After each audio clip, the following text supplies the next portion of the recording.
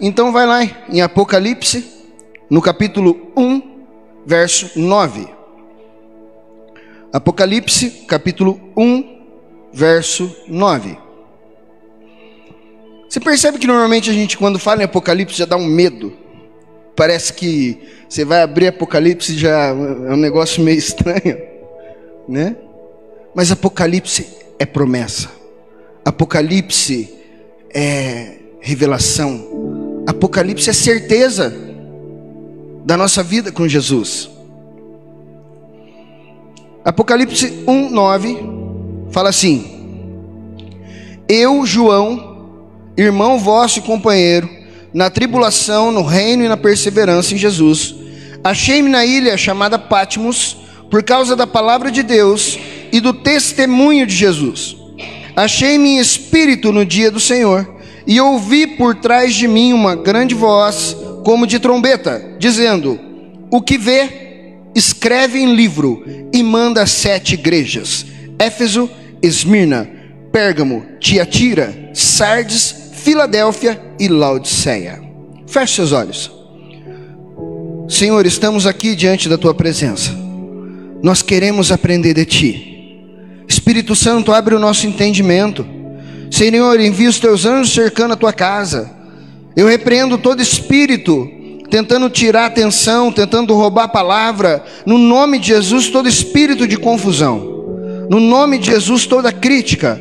E que, Senhor, o Senhor venha alcançar também aqueles que estão em casa agora, no nome de Jesus, e que a tua palavra encontre em nós terreno fértil, e a tua revelação venha nos dar crescimento, no nome de Jesus, amém. Bom, então, é interessante que aqui o Senhor escreve, ele traz uma palavra para as igrejas. A igreja, você vai perceber pelas cartas que é algo que é muito comum na pregação. Quando você vive na igreja, no caminhar da igreja, durante a palavra, durante os cultos, durante a vida com a igreja, nós encontramos afirmação, nós encontramos correção e nós encontramos motivação. Nós encontramos isso normalmente em qualquer pregação. Na palavra vem a afirmação da verdade, na palavra vem correção sobre o caminho que nós estamos andando ainda que não agrada o Senhor, e na palavra também vem motivação para que nós continuemos avançando, crescendo e lutando. Nós somos trabalhados em várias áreas, e é interessante que aqui, quando a gente vai prestar atenção sobre as igrejas, nós vamos ver um trabalhar nessas 7 cartas sobre amor muito forte na igreja de Éfeso. Nós vamos perceber sobre sofrimento na igreja de Esmirna, sobre a verdade dita, sobre a verdade verdadeira na igreja de Pérgamo, sobre santidade na igreja de Tiatira, sobre autenticidade na igreja de Sardes, sobre a missão verdadeira na igreja de Filadélfia e sobre os dons manifestos e a adoração na igreja de Laodiceia. Bom, nessas cartas nós vamos ver o Senhor reconhecendo pontos fortes sobre cada igreja, mas também desenvolvendo aqui um crescimento daqueles pontos que já foram fortes, e também uma exposição para a correção dos pontos fracos. É interessante que quando a gente analisa um pouquinho a igreja, as igrejas ali do Apocalipse, a gente vai perceber que se ali tivesse alguém meio mimimi, a pessoa ia sair fora da igreja. Por quê? Porque o Senhor vem ali trazendo uma palavra ao anjo da igreja, o anjo da igreja que nós entendemos, na maior parte dos estudiosos, que o anjo da igreja seria a posição pastoral. Então, vem uma exposição da fraqueza, do erro, da parte, aquilo que o pessoal da igreja está vivendo que não agrada a Deus, né? E aí é interessante, igual quando aquela mulher samaritana, ela vai na cidade, depois de ter entendido que Jesus era o Messias, ela fala assim: ele falou para mim tudo que eu faço de errado, né? Hoje, se eu começar a falar o que você faz de errado, você fala assim: não volto mais lá. Por quê? Porque é assim. A gente não gosta de afronta. A gente tá mais mimimi que esse povo aqui, né? Mas nós temos que entender que todos nós precisamos de encorajamento. Ninguém é de todo mal. Ninguém é de todo mal. E nós temos uma tendência em ver aqueles que são fracos e só desacreditar dele, ao invés de encorajá-lo a avançar, encorajá-lo a crescer. Mas também, de acordo com essas cartas, nós vamos perceber que todos nós precisamos de correção, porque ninguém é totalmente bom. O próprio Jesus falou isso, né? Quando ele conversava com o jovem rico. E todos nós, para avançar, nós precisamos de motivação, porque sempre temos dias maus, sempre temos dias difíceis. Mas eu também preciso entender que igrejas são assim. Isso é fato. Se você for lá e olhar a carta às 7 igrejas, você pode entender que ali você vai encontrar exemplo de toda e qualquer igreja do momento de hoje. Ali nós encontramos exemplos para as nossas igrejas. Igrejas, elas são o meio que Deus usa para reunir as pessoas que declaram Jesus como Senhor das suas vidas e desenvolver relacionamento no meio delas. Mas que tipo de relacionamento? Relacionamento que é coerente com a identidade que declara como filho de Deus e declara Jesus como Senhor. E aqui nesse tempo, nessa série de pregações, nós vamos entender e analisar que as igrejas na realidade elas não são um salão de festa que está tudo pronto, preparado, está tudo arrumadinho, perfeito, né? Igreja não é assim, porque a igreja é lugar de pessoas que estão sendo tratadas. Igreja é lugar de pessoas que reconhecem que são doentes e querem que o Senhor Jesus venha nos transformar. Igreja, na realidade, sabe quando a Kalinka saiu daqui? Né? Mas vamos ver aqui quem que é mais. A Leandra, eu estou procurando as mulheres brabas aqui, entendeu? A tia Lu é muito brava, não mexer com ela não. A Ana está lá no fundo. Opa, chegou. Viu, né? Mas sabe como é que é a igreja? A igreja é assim. Sabe quando chega alguém na tua casa que não avisou que vinha, e ela entra na tua casa, ela chega lá e você tem que atender, e você já entra, ela vai entrando, você vai falando assim, viu? Não repara na bagunça não, tá? Não repara porque hoje não foi dia de limpeza, Igreja é lugar de coisas bagunçadas, de vidas bagunçadas, de crescimento, de avanço. Igreja é um lugar aonde você vai ver pessoas que estão passando por processos. Tem pessoas que já estão mais maduras? Tem. Mas tem muitas, e a maioria são pessoas que estão crescendo na palavra, que estão avançando. E a nossa parte, quanto maduro, é motivação e não recriminação.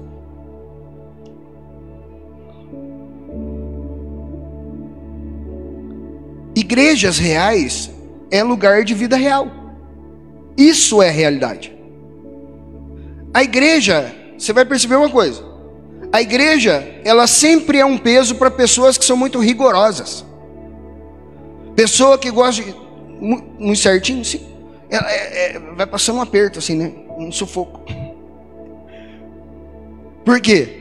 Porque igreja é lugar de lidar com gente que está aprendendo, né?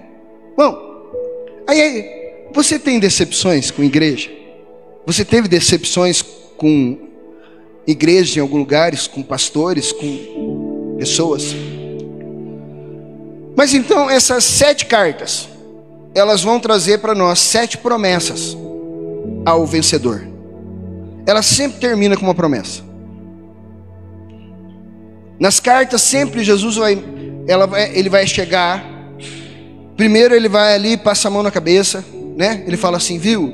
Ó, que bonitinho, vocês estão fazendo isso aqui. Daí ele fala assim, porém, né? Dá aquele puxão de orelha. Daí ele puxa a orelha, depois ele puxa de novo assim, abraça, fala, não, mas vai dar certo. E aí ele fala assim, ao vencedor. Bom, hoje então eu quero falar com você sobre a igreja que está em Éfeso. Está lá em Apocalipse 2, versículo 1. Se você quiser abrir. 2, 1. Ao anjo da igreja em Éfeso, escreve: essa coisa diz aquele que conserva na mão direita as 7 estrelas e que anda no meio dos 7 candeeiros de ouro. Conheço as tuas obras, tanto o teu labor como a tua perseverança, e que não pode suportar homens maus, e que puseste à prova o que a si mesmos se declaram apóstolos, e não são, e os achaste mentirosos, e tens perseverança, e suportaste provas por causa do meu nome, e não te deixaste esmorecer. Porém contra ti tenho que abandonaste o teu primeiro amor. Lembra-te, pois, de onde caíste, arrepende-te e volta às práticas das primeiras obras. Se não venho a ti e moverei do seu lugar o teu candeeiro, caso não te arrependas. Tem contudo a teu favor que odeie as obras dos nicolaítas, as quais eu também odeio. Que tem ouvidos, ouça o que o Espírito diz às igrejas. Ao vencedor dar-lhe-ei que se alimente da árvore da vida, que se encontra no paraíso de Deus. Bom, então aqui ele escreve ao anjo, né? Essa palavra anjo, ela quer dizer mensageiro, embaixador, alguém enviado, tá? Então tem alguns estudos que vai ali entender que cada igreja tinha um anjo que guardava aquela igreja. Mas a maioria dos estudiosos entende que aqui esse endereçamento ao anjo está falando com o líder, com o pastor que cuida daquela igreja, né? E mais um pouquinho aqui, eu entendo que a carta vai ao pastor, porque tem um pequeno puxão de orelha para o lado do pastor aqui, né? Tem várias vezes na Bíblia você vai perceber puxões de orelhas para líderes, para pastores, quando eles não executam aquilo que eles devem executar, tá? Bom, mas primeiro aqui então, o que chama atenção é o Senhor falando para a igreja: conheço as tuas obras. O Senhor conhece essa igreja. Ele conhece ali aquilo que essa igreja passa. Ele conhece essa igreja, ele fala que essa igreja persevera, que essa igreja suportou provas por causa do nome dele, que essa igreja não se deixa esmorecer. Eu não sei o que você tem passado, mas o Senhor conhece as suas obras. O Senhor, Ele conhece tudo aquilo que fazemos, tudo aquilo que pensamos, antes mesmo de pensarmos ou fazermos, Ele já sabe. Nós podemos disfarçar com pessoas, mas com Deus não adianta tentar falsidade. O Senhor conhece. O Senhor conhece. E aí, como o Senhor conhece, Sempre que eu olho isso aqui, eu lembro de um texto que para mim é muito forte, que fala assim, Gálatas 6:7: não vos enganeis, de Deus não se zomba, pois aquilo que o homem semear, isso também ceifará. Se eu penso que eu tenho atitudes que não agradam a Deus e que eu vou me dar bem, diante desse texto, eu estou zombando dele. Eu estou zombando dele. É pesado. O Senhor conhece as nossas obras. Depois ele fala, né? Ele vai falando com a igreja, ele fala tudo isso que vocês fazem de bem, mas daí ele fala assim: tenho porém contra ti, que abandonaste o primeiro amor. Sabe o que é interessante? É interessante que Paulo, lá quando ele está conversando com essa igreja, na carta, né, aos Efésios, no capítulo 4:11, ele fala assim, Paulo falando com eles, ó: ele mesmo concedeu uns para apóstolos, outros para profetas, outro para evangelistas e outro para pastores e mestres, com vista ao aperfeiçoamento dos santos, para o desempenho do seu serviço, para a edificação do corpo de Cristo. É interessante, você entende por que você tem dom? Você tem dom para você? Não, que o texto está falando que o Senhor levantou você com o seu dom para o aperfeiçoamento dos santos, para a edificação da igreja. Ou seja, o meu dom não é meu. Meu dom é para a execução da vontade de Deus. E quando ele fala, nesse texto aqui também, ele está falando assim, com vista ao aperfeiçoamento. Quando eu olho as cartas às igrejas de Apocalipse, ele está falando sobre o quê? Aperfeiçoamento. Então, meu irmão, minha irmã, se você acha que a vida com Deus é ir aceitar Jesus e está tudo certo, não preciso mudar mais nada, eu tenho uma coisa para falar para você. A Bíblia fala que tem um negócio chamado aperfeiçoamento que o Senhor quer fazer na nossa vida. E esse negócio chamado aperfeiçoamento dói. Se o negócio estiver sendo fácil, você não está sendo confrontado e não está sendo aperfeiçoado. E o texto continua assim: até que. Então esse aperfeiçoamento, essa edificação, ela é até que todos cheguemos à unidade da fé e do pleno conhecimento do Filho de Deus, à perfeita varonilidade, à medida da estatura da plenitude de Cristo. Ou seja, se eu não cheguei ainda à medida da plenitude de Cristo, quer dizer que eu ainda estou em aperfeiçoamento.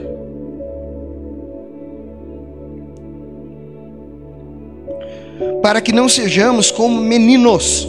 O problema é que muitas vezes a gente quer ser como menino, que embirra, que não quer, que não gosta, não quer assim, né?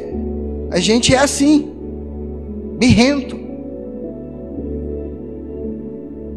Às vezes eu vejo a Antonella fazendo birra, eu lembro de mim uns anos atrás fazendo igual com Deus.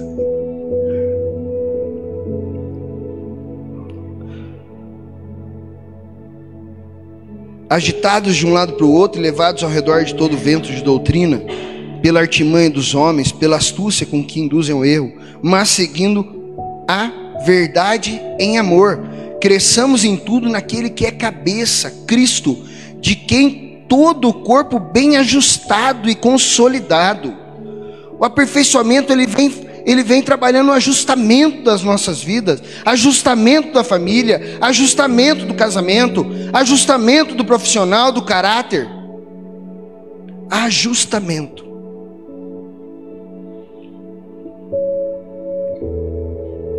Segundo a justa cooperação de cada parte, efetua o seu próprio aumento para a edificação de si mesmo em amor. Ou seja, Paulo ele já tinha alertado para essa igreja de Éfeso o cuidado. Deus sempre vai alertar a mim e a você,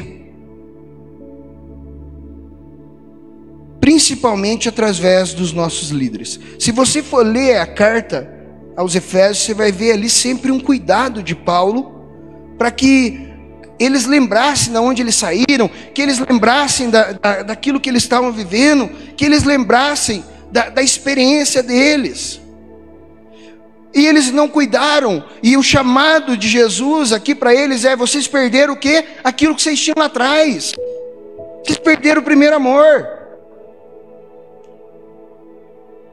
Não brinca com aquilo que Deus tem te alertado hoje. A própria palavra fala que aquele que pensa que está em pé, cuide para que não caia. E aí, então, ele está falando com a igreja, e ele fala com a igreja aquilo que eles estão vivendo. Ele chama a atenção do erro deles, e ele fala assim: lembra-te de onde caiu. Eu preciso entender quando eu estou distante da vontade de Deus. Você precisa entender quando você está vivendo algo que não agrada a Deus.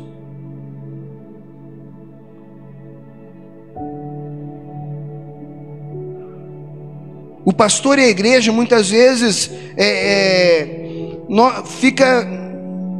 eu estou falando da posição pastoral mesmo, porque essa carta aqui ela está chamando a atenção do próprio pastor também, porque muitas vezes a gente fica se enganando.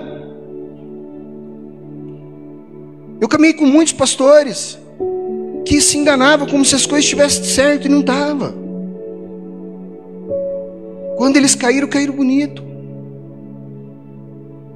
Às vezes a gente fica se enganando porque profissionalmente, financeiramente as coisas estão bem. Mas eu esqueço que o meu coração é enganoso. Eu esqueço que a ideia das trevas é de fazer com que eu me sinta bem estando longe do Senhor. Essa é a ideia das trevas. O meu coração ele vai esconder de mim mesmo as minhas falhas. Sabe aquela parábola do semeador, que fala que ele semeou ali e tem alguns tipos de terreno que a semente foi caindo?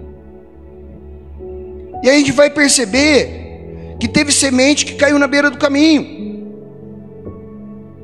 Então naquele tempo, até o João me ajudou na pregação aqui a falar sobre isso, né?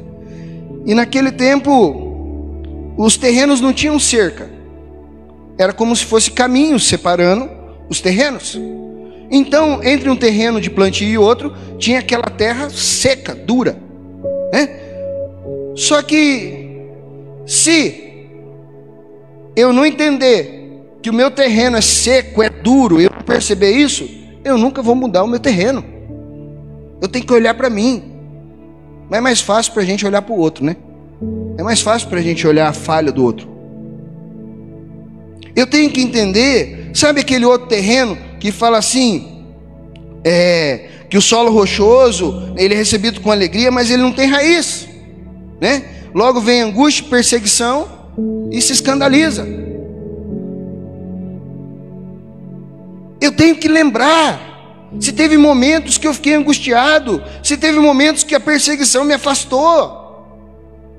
Eu preciso parar, entender que eu não estou vivendo aquilo que Deus me chamou para viver. Eu vou para a igreja, sento de um jeito, levanto e vou embora do mesmo jeito.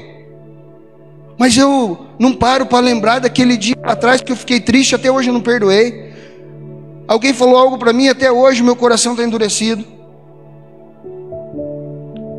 Tem outra semente que vai cair no terreno de espinhos.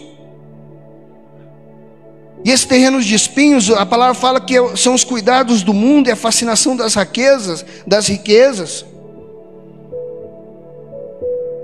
Eu tenho que parar e pensar nas minhas prioridades, se verdadeiramente o Senhor é prioridade na minha vida, ou são as coisas que o Senhor faz para mim é que são.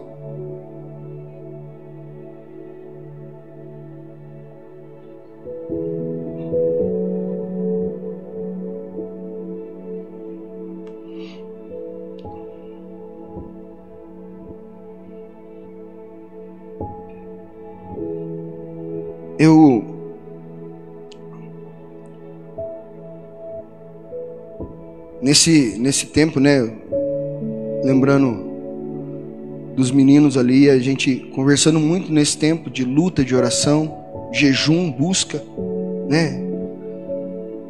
Tudo aquilo que era possível espiritualmente foi feito. Sabe aquilo que é ter certeza que buscou tudo? E eu lembro várias vezes os meninos, né, eles falavam assim: Satanás sabia que a única coisa que podia talvez fazer a gente ficar bravo era tirar a mãe, mas ele perdeu, que nós não ficamos bravos. Nós entendemos para onde ele foi, para onde ela foi. Que eles falavam assim: dinheiro, a gente pode perder tudo, que não vai fazer diferença. Mas a mãe, ele tentou, mas Deus fez a glória dele. Esse tempo com eles fez ver aonde estava o coração deles. Não sei se eles sabiam que o coração deles estava tão em Deus assim antes.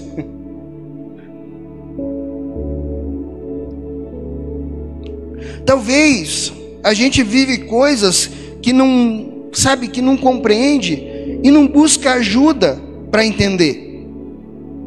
Isso faz com que a gente acabe esfriando. Isso faz com que a gente às vezes fique angustiado por um negócio chamado orgulho. Muitas vezes eu acabo vivendo situações sozinho, como angústia, perseguição, e sem força eu acabo esfriando, mesmo sentado todo domingo no banco de uma igreja. Vivo angústia, vivo perseguição, vou na igreja, sento lá, vou para casa e continuo igual, com aquele coração de pedra.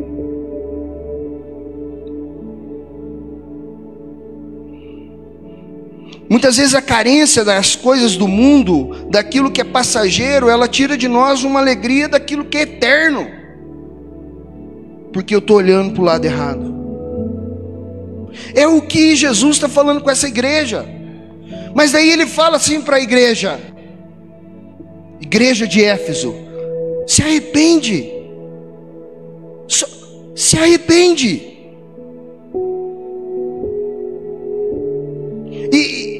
E o que para mim é muito pesado nessa carta é que ele fala assim: se arrepende, senão eu virei e moverei o lugar do teu candeeiro.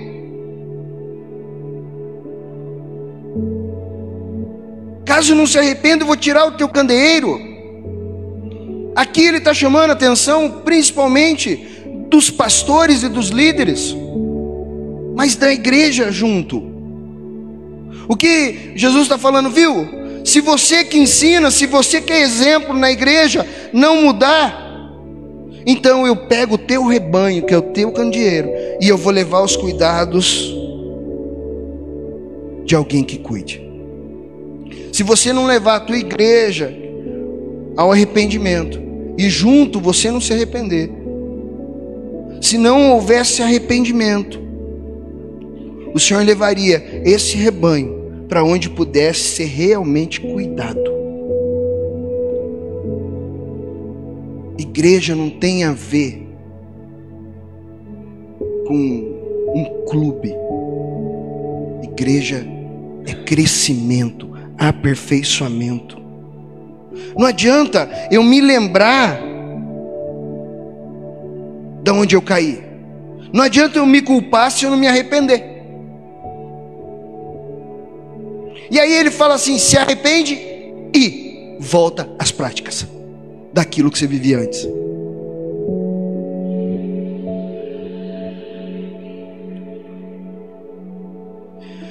Efésios 1,15 fala assim, ó: por isso também eu, tendo ouvido a fé que há entre vós no Senhor Jesus e o amor para com todos os santos. Olha o que Paulo está falando com essa igreja. Paulo está falando assim: também eu, tendo ouvido a fé que há entre vós no Senhor Jesus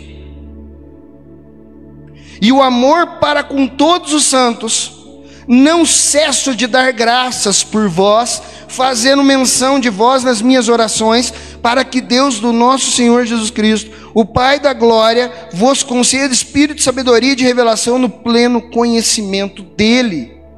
Paulo está falando para eles, a vida de vocês, o testemunho de vocês tem marcado. Mas depois ele faz um alerta para que eles continuassem daquele jeito. Mas eles perdem aquele poder de amar. Eles perdem aquele amor. Eles perdem aquela presença. Mas eu tenho que entender que se houve verdadeiro arrependimento, esse voltar às velhas práticas, ele acontece imediatamente, sem vergonha ou dificuldade. Eu não consigo voltar a ser daquele jeito. Então, eu tenho que entender que eu não fui curado.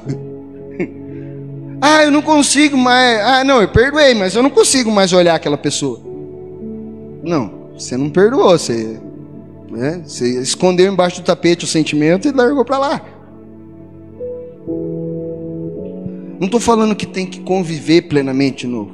Não. Tem pessoas que Deus vai fazer você conviver de novo, sim. Mas quando eu consigo verdadeiramente me arrepender, eu então consigo lembrar aonde eu vivia plenamente a presença do Senhor, e eu volto àquelas práticas, porque aquelas práticas glorificam o Senhor, porque as práticas glorificam a presença do Senhor na minha vida. E aí ele fala assim: quem tem ouvidos, ouça o que o Espírito diz às igrejas. Quem tem ouvidos, ouça. Ou seja, todo mundo. Você tem ouvido?